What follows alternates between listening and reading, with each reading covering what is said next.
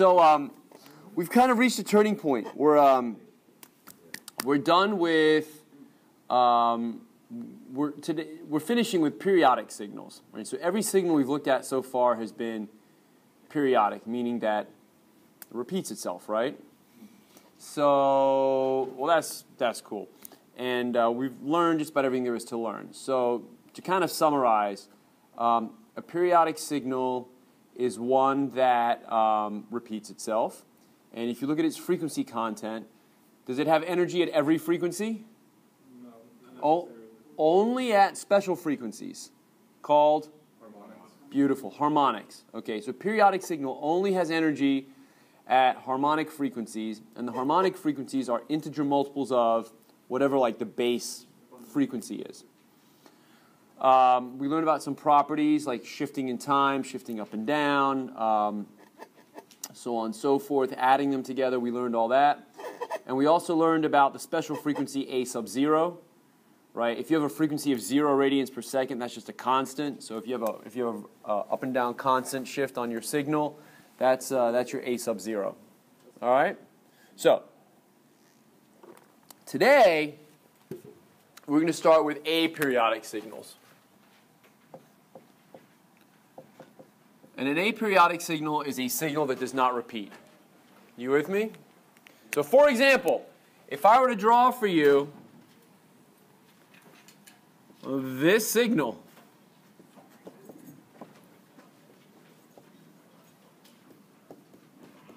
does that signal repeat? No. Nope. Do you see any, do you see this like bump repeating over and over and over again? No, you do not. Okay, so this is aperiodic. So I wish to ask a simple question: what's the frequency content of that signal? All right? So I want to kind of walk you through the intuitive steps, and then we'll like try to beat on it with some math. So the first thing I'd like to do, if you'll humor me, I'd like to pretend that it is a periodic signal. Okay, for now. And then we'll get rid of the, basically what my plan is, let's get the Fourier series for the periodic signal, and then we'll figure out how to get rid of, the wings, right, the little bumps, the repeats. So can somebody, so let me just label this with some numbers so we have something to integrate. Let's do this real quick. So let's say this thing has a period of, now watch how slick I'm going to be about doing this. Instead of giving the period a specific number, I'm just going to call the period T, right, big T. So that I can, when I'm done, what I'm going to do is I'm going to change that period. I'm going to try making the period smaller or bigger and so on. So can we solve for the Fourier series of this thing? Totally, right? So it's A sub n equals 1 over big T times the integral. Now I've got to integrate over one period. Well, I can go 0 to t, but that's the hard way. What's the easy way? Right. Well, one period could be 0 to t, but it could also be minus t over 2 to t over 2. And if I do that, I can see that really, there's only, is there anything to integrate from minus t over 2 to minus 1? It's all 0, right? So you can integrate it all day long. You're just going to get 0. So in actuality, the only thing I have to integrate is from minus 1 to 1. And what's my, okay, so now I need my x of t. So what is my x of t? It's just 1, right? When t is between minus 1 and 1, x of t is just 1. So that's easy. 1 e to the minus j. Now, 2 pi n over t. I'm going to leave my period as a variable t, dt. Hey, this isn't too bad to integrate, right? So if I integrate that, I've got 1 over big T times, let's see, negative, oh, this is cool, negative big T over j2 pi, there's a little t there, j2 pi n times e to the minus j 2 pi n over big T minus e to the positive, well, hold on a minute. No, we're good. On the limits from minus 1 to 1, right? Isn't that how we integrate e to the at? It's 1 over a e to the at on those limits of integration. Let me put the board up for a second. Hold on. Which t? Big T? Little t? This t? Because take the, this is my, that's my a, so I take the reciprocal of that. It's a good question. Just going to put this up for a second.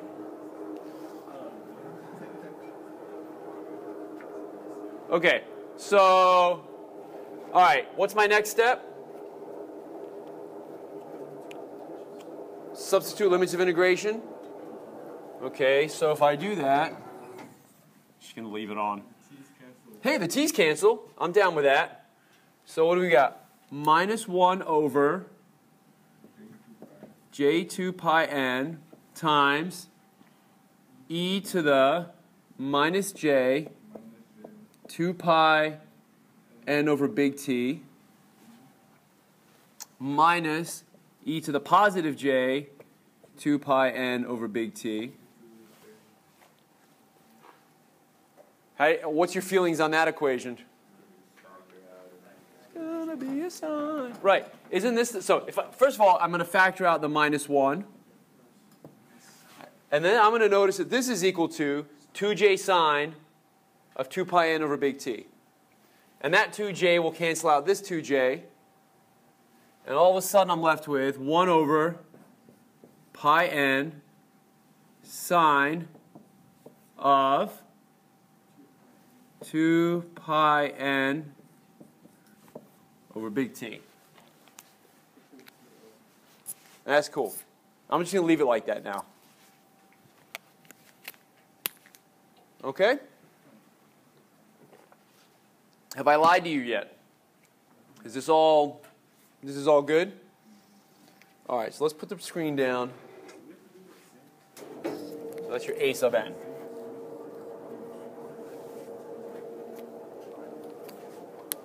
All right, so first of all, let's just make sure our answer is right. Okay? But if it's 2 pi n, right? Yeah. It's going to be 0? I'm sorry? It depends. It depends. So you can't use... It depends on the value of t. Oh, true. Depends on the value of t. Short answer. Okay, so let's see here. I'm going to make myself a new thing. So we're going to say clear. Let's start by picking a value of t, like, I don't know, 5 seconds. Okay? So let's make a time vector in space, I don't know, minus 20 to 20.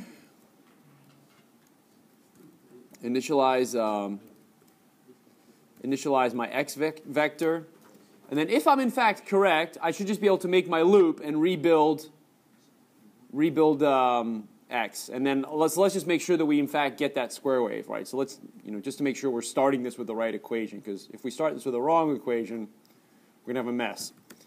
So for n equals 1 to, I don't know, let's try 25 harmonics.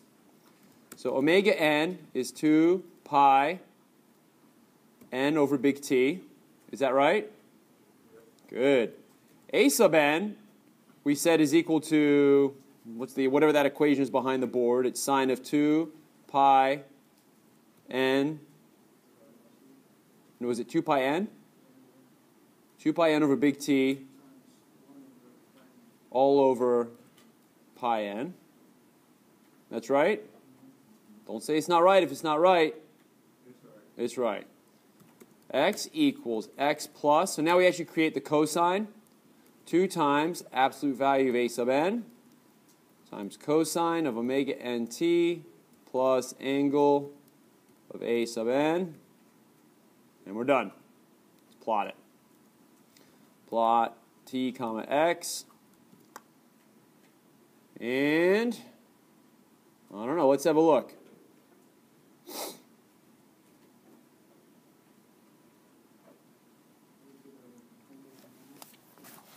What do you think?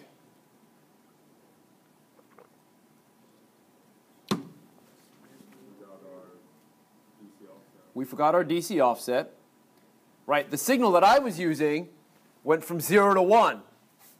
The signal you're looking at on the screen goes from minus 0.4 to 0.6. So it has the right height. I mean, this has a height of 1, and this has a height of 1, but we just forgot the DC offset. How can we add the DC offset? Just add the constant of 0.4, right? And we could have figured out the DC offset from this, right? How do we calculate the DC offset on Monday? It's the average area under the curve, isn't it? So what is the average area under the curve for this plot? 1 divided by period, which is 1? 1? What is the area under the curve? It's 2 divided by the period. It's the average area under the curve over 1 period. So here's the area under the curve divided by whatever the period is. So let me go ahead and make that change real quick. That's really easy to do. So all I need to do is I can say, I can just add a constant, right? As long as I know what that constant is. So I can say, for example, like A0 equals, what do we say, 2 over t? X equals x plus A0. Run that, and now look at us. So that's a nice thing, because I did it with a variable, right, 2 over t. Now if I go and change t, it'll automatically calculate the right DC offset for me. Is this, okay, so are we satisfied? Is this right? What do I need to see to be satisfied that I got it right? At the very least, I'd like to be able to see that the width of that pulse is right. It goes from minus 1 to 1, right? The height is right. It goes from y equals 0 to y equals 1.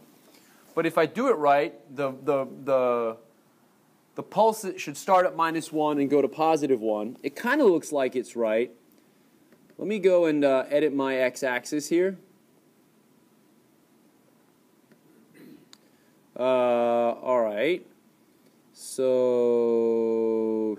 I want to change where my ticks are. I want them to be, let's step them by 1. Apply. Okay. Let's get rid of this guy because he's just cluttering up the scene.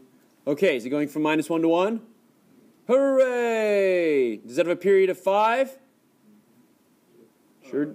Yep. Like here's the middle of one of them is 0. The middle of the next one is at 5. Good. And what if I don't like the wiggles up top? Does that have anything to do with me getting the wrong equation?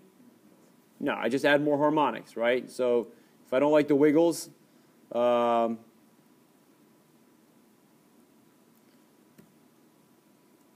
we go. Less wiggles. So we got it right. Cool. So we don't need to look at this plot anymore. So what I'm going to do now is I'm not really interested in. Well, actually, we'll keep it like this. That's fine. Okay, so let me do this. Let's make. Let me think real quick in my head how I'm going to do this. Okay. So let's do subplot 2, 1, 2.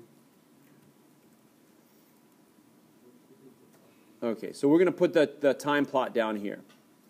So what I'm going to do now is I'm going to create another plot up here where I plot frequency versus magnitude of A sub n. Like we'll actually plot the Fourier coefficients on the top axis.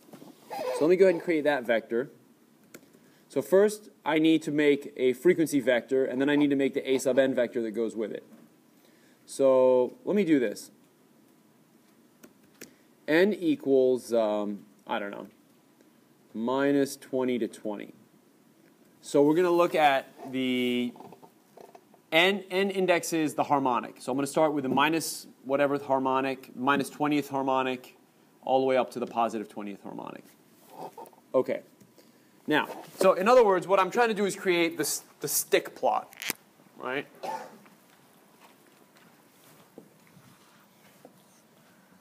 This is the plot that I'm trying to get MATLAB to create for me.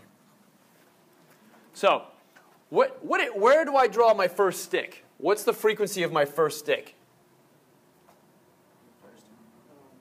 First harmonic, right? And what is the first harmonic? Right, in this case. But how about we just say, generically speaking, 2 pi over t? That's the first harmonic. Where's the second harmonic going? Right, double that. So 2 pi over t times 2. And the third harmonic? Times 3, and so on and so forth. And what should we do our negative values as well? Of course, right? Don't forget we have negative values as well. So let's go ahead. That's the plot I'm trying to create. So I started with n minus 20 to 20. So that gives me like the 1, the 2, the 3, and so on. And then I'll take each of those numbers and multiply it by 2 pi over t to get my frequency axis. And then I will generate my a sub n, and I can plot them against each other. Okie dokie. So,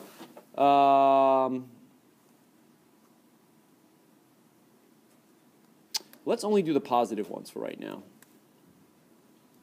I'm going to chicken out and do it this way. Okay, so omega is 2 pi n over big T. You could just use a W N since you already defined it. Ah, that's a great question.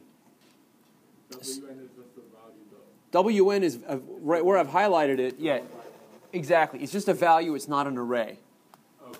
Because it's in a loop, right? So every pass through the loop, I give it a new number.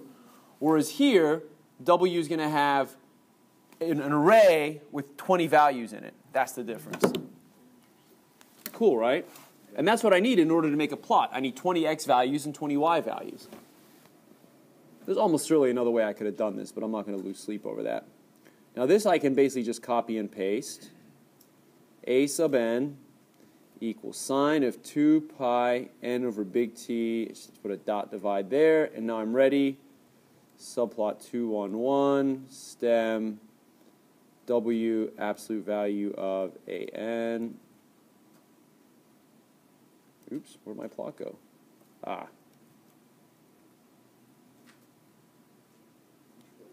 I was clearing it in the wrong spot. Okay. And just so we're all on the same page, if I wish to label the x-axis of the top plot, what would be, what do I label it with? The x-axis of the top plot. What's the units of that? Radians per second. And the bottom plot? Seconds. Time. Okay, so let me just do that just so nobody forgets. So x label, omega rads per second. And the bottom plot is x label time in seconds. And let's see what else. Label on the stem plot or a magnet plot, that's unitless right now, right? Correct, it's unitless, right. And I'm going to do one more thing. Let's just say xlim, xlim 0 to 30. Now that I think about it, like, why do we have to plot the absolute value of an? Do Good. you not care about the if it's negative? That's a good question. Why am I taking the absolute value? It's a good question, and we should make sure everybody understands it. Why the absolute value? So what happens if a sub n is negative? It would just go down. Can a sub n, yeah, it's complex. Can a sub n be negative? Yeah, it's totally legitimate. So here's the question. In general, a sub n is a complex number, is it not? When you plot a complex number, you either have to plot the magnitude or the phase. So that's why I'm taking the absolute value. It gives me the magnitude. But your question is interesting. What happens if a sub n was like negative 3? We're just going to lose the minus? Okay, so if I take the absolute value of a sub n, I get 3. So if I just plot that, you're never going to know that it was a minus, right? Well, where am I going to find out that it was a minus? Your phase. Rewrite this as a complex number. It equals 3e to the j pi. Whereas if I had a sub n equals positive 3, that would be 3e to the j 0. So that's the difference. They both have the same magnitude, but they have different phases. So that's why you also really need to show the phase plot as well, so that you can tell when there was differences between pluses and minuses. Cool beans. Okay, guess what I'm going to do now?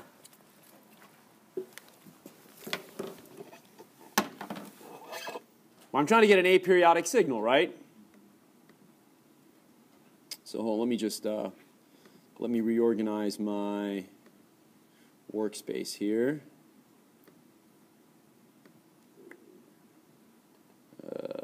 Actually, no. I want to do... Wait, where's my editor? Oh, I hate this new MATLAB. Okay. All right, I think I'm all dialed to where I want to be. No, where's the little button I like to push? Oh, no. Okay. Hold on, there's a specific button I'm trying to find. Really?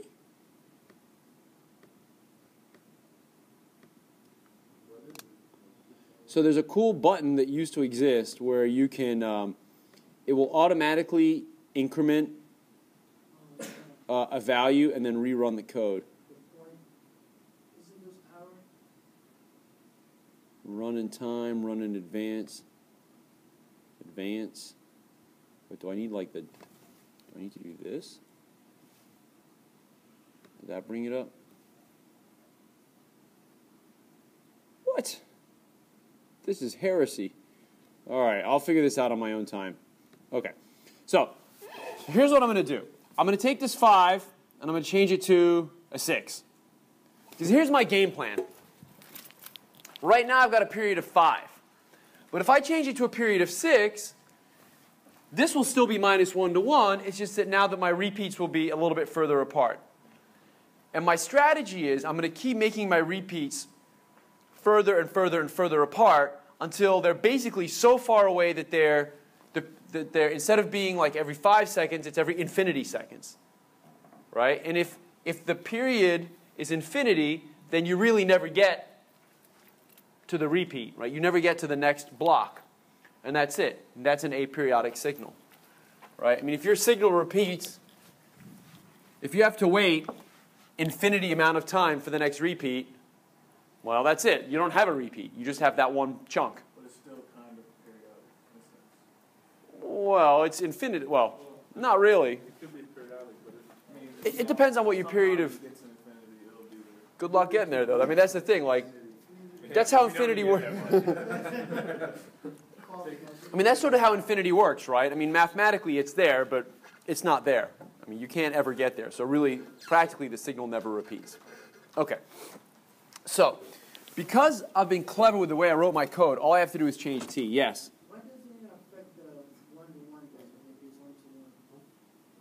Because when we wrote our equation, we integrated from minus 1 to 1. And that's it. So that's it. That we built it in minus 1 to 1. Right? The only thing we left up to chance was the t. So what? Let's see. Now I want you to look at both plots at the same time. Ready? 1, 2, 3. Okay, so first of all, look at the bottom plot. Did it stretch out? Did it go minus 6 to 6? Or does it? Okay, so that's happening. Did I? Let me make sure. Now, what happened to the top plot? Did anybody notice? Let me go to 7.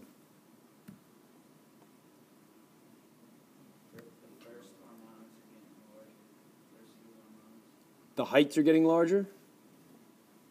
Possibly. I'm going to keep running it. Here's 8. Here's 9.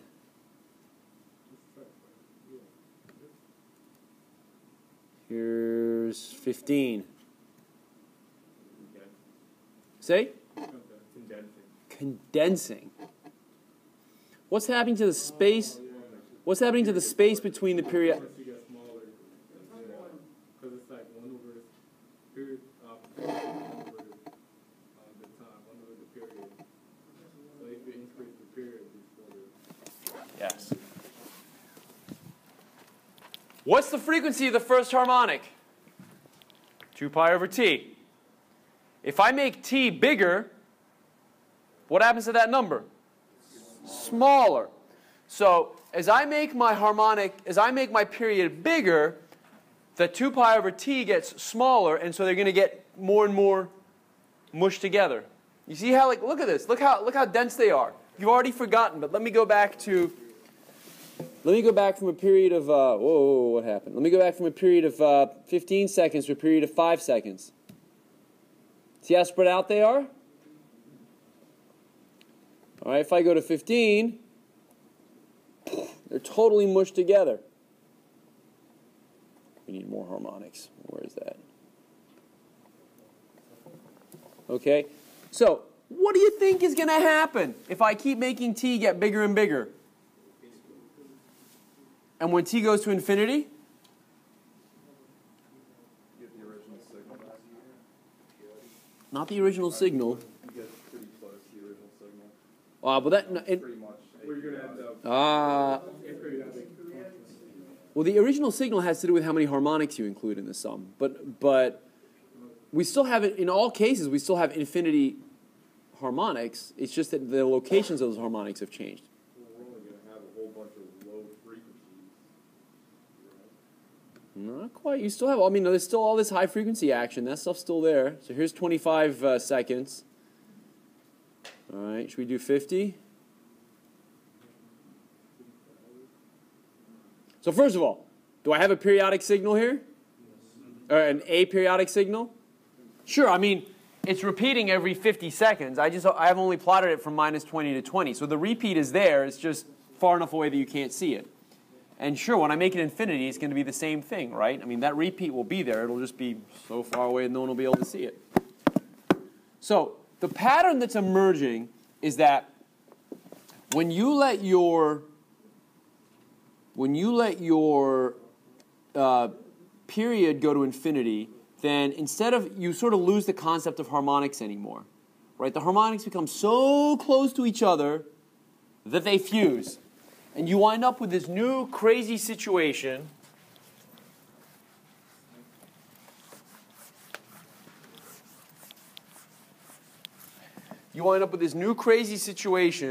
where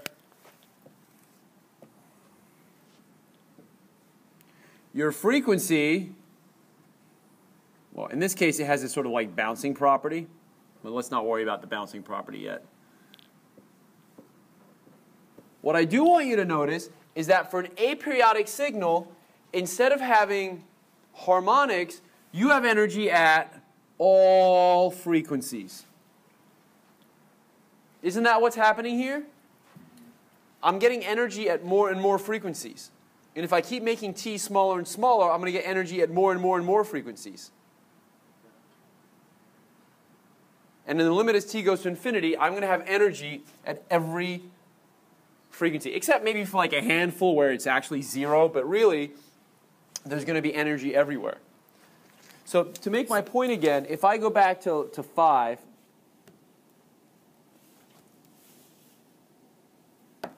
so there's energy at 1 radians per second, 2 radians per second, or what? No, that's not 1 and 2, is it?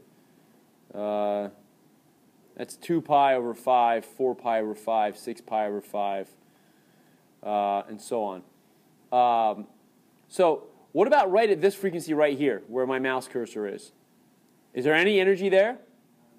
No, because there's no harmonic there.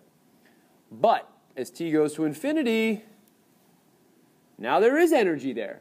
Okay, so that's the big difference. With aperiodic signals, with periodic signals, you only have energy at harmonics. With aperiodic signals, you have energy at all frequencies, and that's the fundamental difference. Okay, the fundamental difference.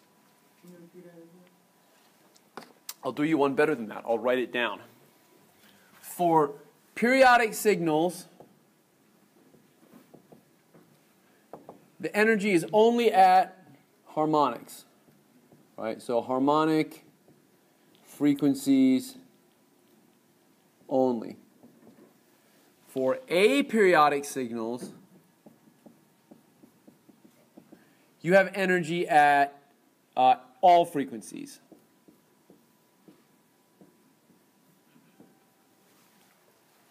Yes? So, for the harmonics, right?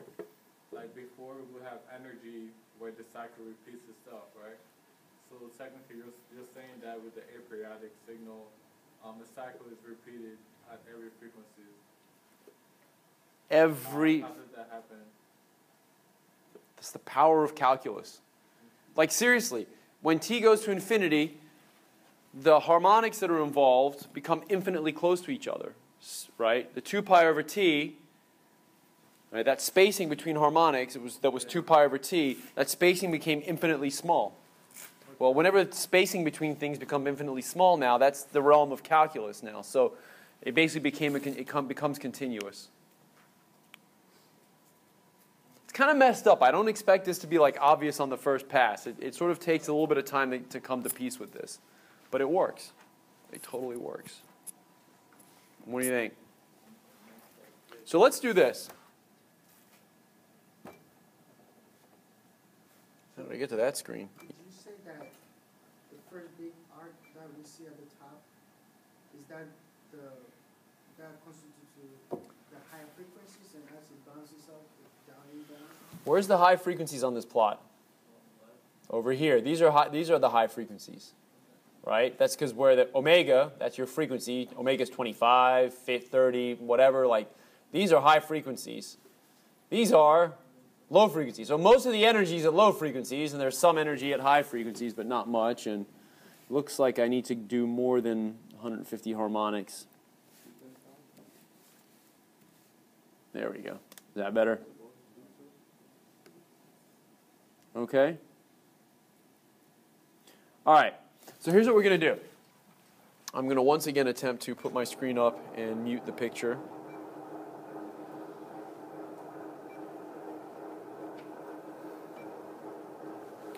So, for periodic signals,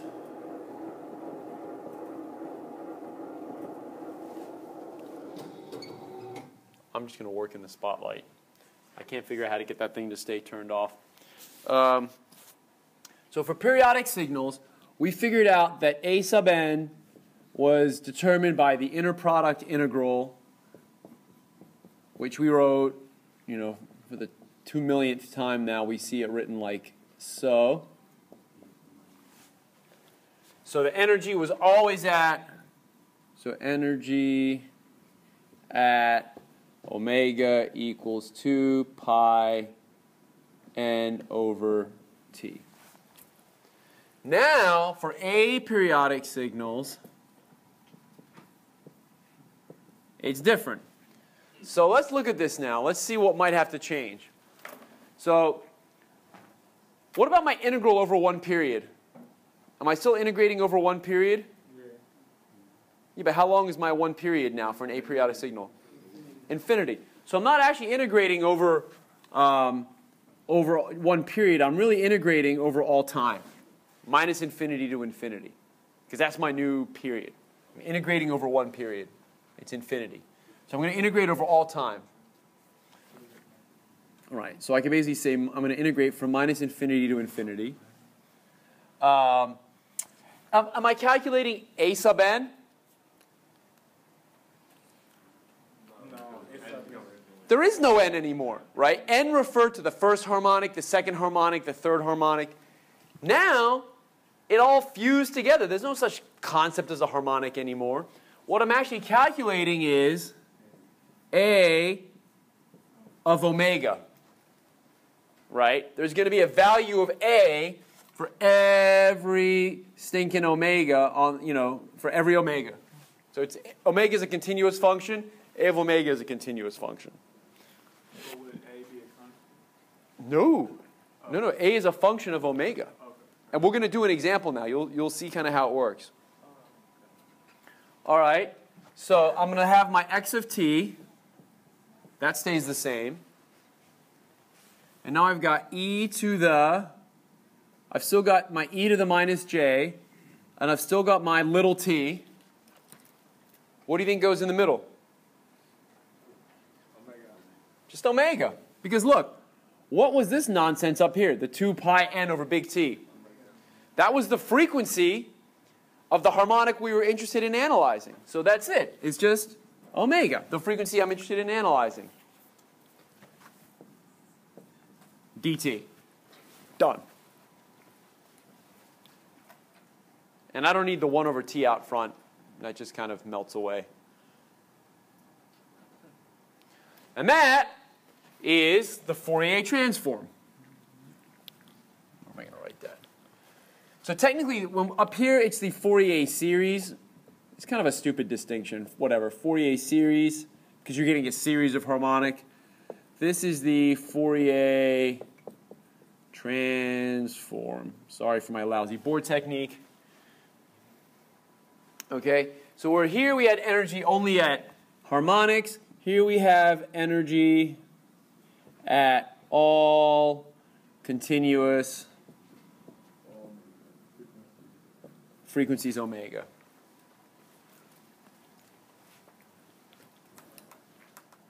Did I spell continuous right? I think I did. I got pretty close anyway. All right. Okay. I think. Shall we try it? So, according to this, it's really distracting working.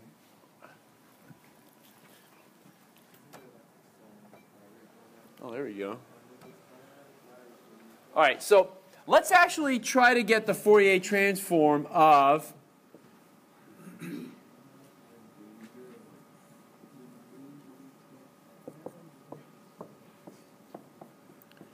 so here's an x of t.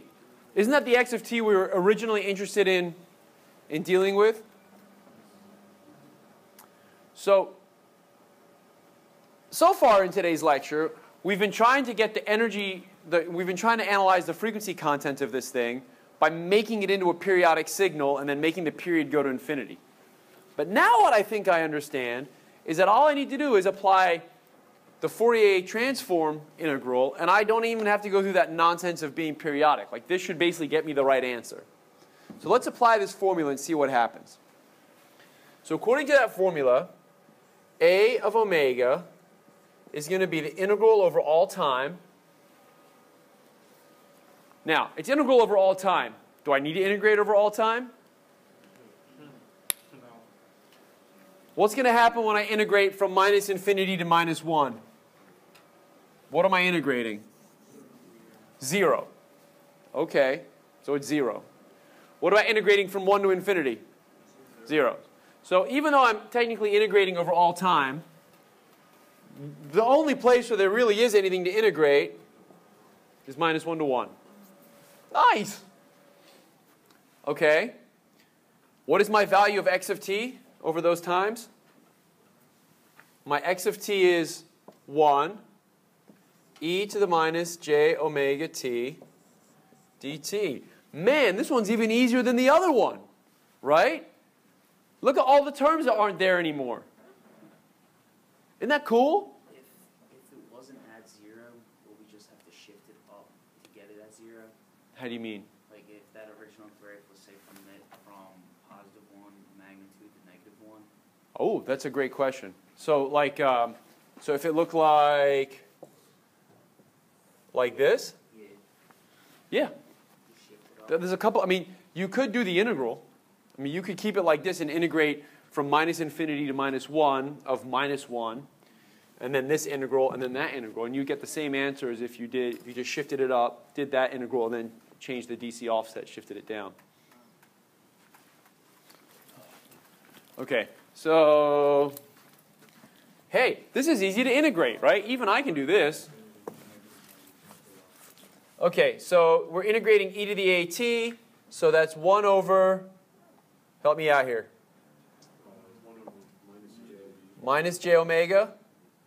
Okay, and then it's e to the minus j omega t. Why don't we just go ahead and substitute in the limits of integration while we're at it? So that gives me e to the minus j omega minus e to the positive j omega. How are we feeling? Feeling pretty good, right? Because now what I'm going to do is I'm going to pull out a minus sign, and then I'm going to look at that stuff in the parentheses and say, yep, the stuff in the parentheses is 2j sine of just omega.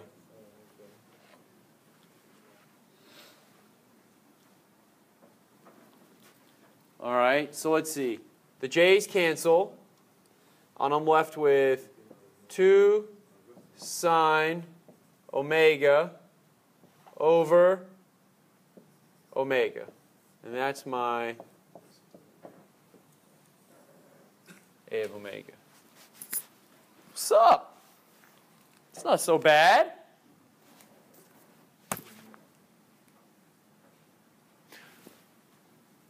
Should we plot that and see what it looks like?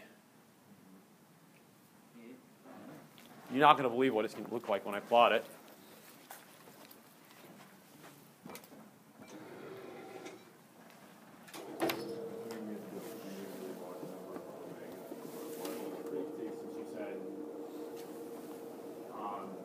Periodic signals have continuous W. Right.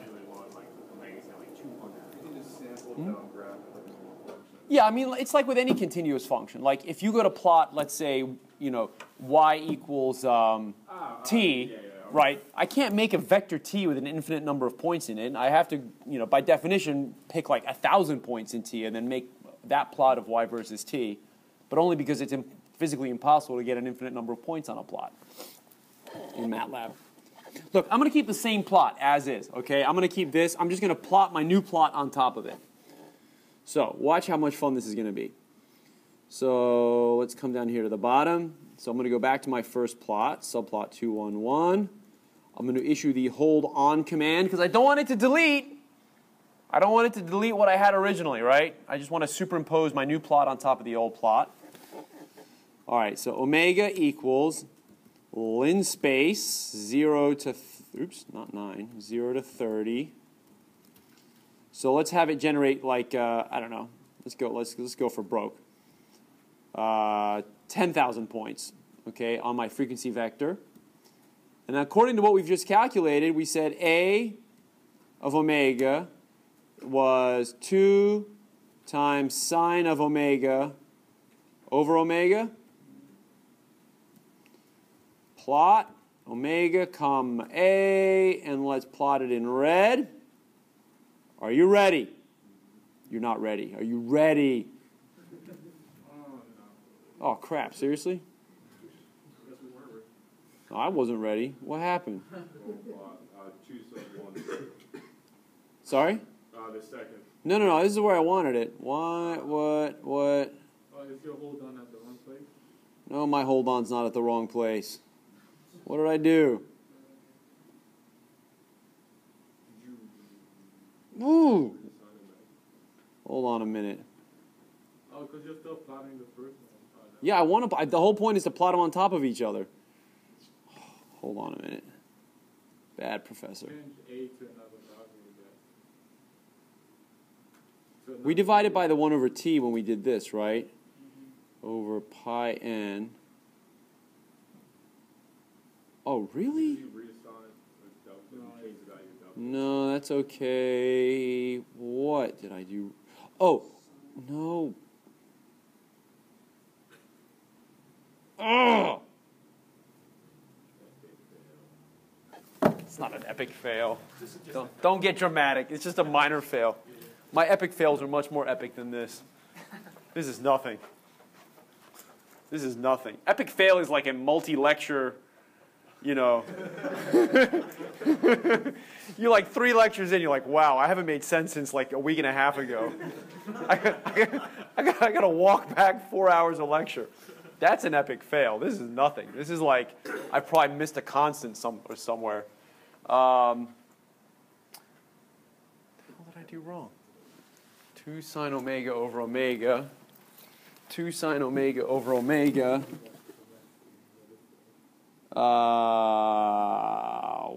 Rats. Oh, I'm sorry. This was supposed to be so cool. You're all supposed to be so impressed. Give me rave teaching reviews. It would just look like that. Yeah, we see the relationship, I believe. Yeah. You realize like 1 second after you leave this classroom, I'm going to figure this out, right? You realize that, because that's always how it works. All right, hold on. Let me do this. Let me do I don't think that 2 because it's changing magnitude. This? Yeah, the magnitude is 2, but the frequency is much less than 2. That's why it's I don't think that's it. Let me try this real quick. Let me. I don't want to.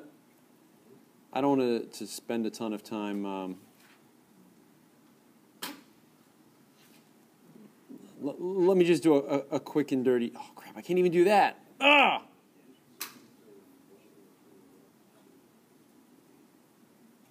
Okay. Well, let's do the next best thing. So. Okay, so first of all, I promise I'll fix this by whenever I see you next. Friday? I'll be here Friday. Okay, how about we look at this?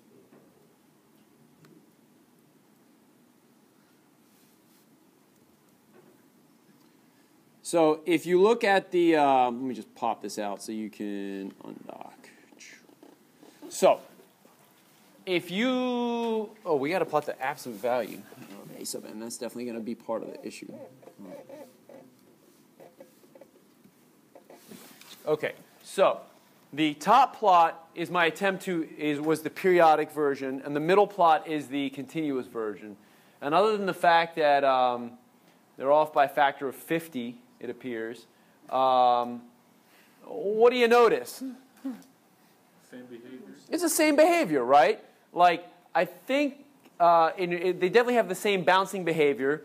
Even the zeros line up. Don't see how the zeros line up?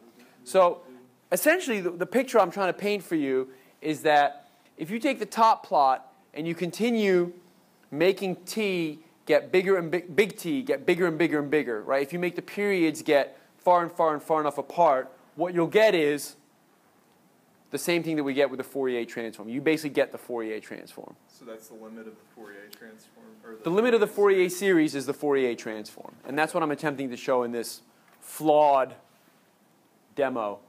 I think I know what the problem is. Okay, I'll beat myself up over that on my own time. So, in essence, that's sort of the point of the demo. If you take the Fourier series and you keep stretching it, you basically make it aperiodic by removing the repetitions. What you wind up with is the Fourier transform, and that's what this demo shows. Fourier series up top, Fourier series in the middle. If I keep making my t get bigger and bigger in the top plot, then those dots are going to get closer and closer and closer until they merge and become the middle plot, which is the Fourier transform. All right. Well, we're out of time. So I'll see you on Friday. I got a question. Yes. So